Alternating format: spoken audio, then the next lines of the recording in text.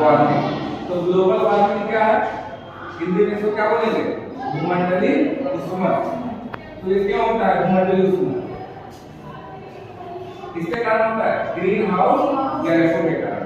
जो green house gases है, in the presence of green house gases the temperature of earth atmosphere increasing gradually, है ना।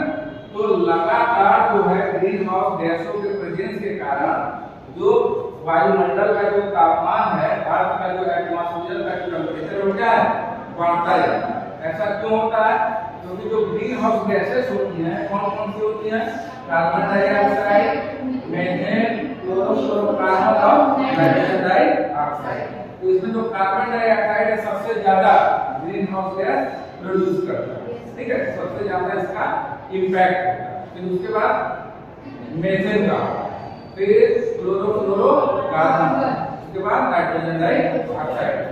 तो ये ग्रीन हाउस गैसेस जो होते हैं वो क्या होते हैं, उनके जो वेवलेंथ होते हैं वो क्या होते हैं, लॉन्ग वेवलेंथ के। तो सन से आने वाला जो रेडिएशन है, इससे आने वाला जो रेडिएशन यहाँ अर्थ का है, तो अब जब यहाँ पे देखिए ये क्या है, री रेडिएट हो गया। लेकिन जो आईआर रेडिएशन होता है, जिसको अवगत किरण बोलते हैं, इंफ्रारेड बोलते हैं, उसके कारण ये क्या हो रहा है, ग्रीन हाउस गैसों के कारण ये री रेडिएट हो जाता है। क्या हो जा रहा है, री रेडिएट। री रेडिएशन के कारण ये क्या है, अर्थ के सरफेस पे ही पा रहा है। इसके कारण टेम्परेचर क्या हो रहा है, लगातार बढ़ते जा रहा है। इसी को हम क्या बोलते हैं, ग्लोबल वार्मिंग। क्या बोलते हैं, ग्लोबल वार्मिंग। तो ग्लोबल वार्मिंग के कारण क्या हो, किसके कारण होता है, ग्रीन हाउस गैसों के कारण। ग्रीन हाउस गैसेस कौन कौन सी हैं, कार्बन डाइऑक्साइड, मीथेन, क्लोरोफ्लोरोकार्बन और नाइट्रोजन डाइऑक्साइड, ठीक है, समझ में आ गया। तो ग्लोबल वार्मिंग आएगा तो सीधे से है ग्रीन हाउस गैसों के कारण पृथ्वी के तापमान में लगातार जो वृद्धि हो रही है, उसी को हम क्या बोलेंगे, ग्लोबल वार्मिंग या भूमंडलीय ऊष्मन बोलेंगे।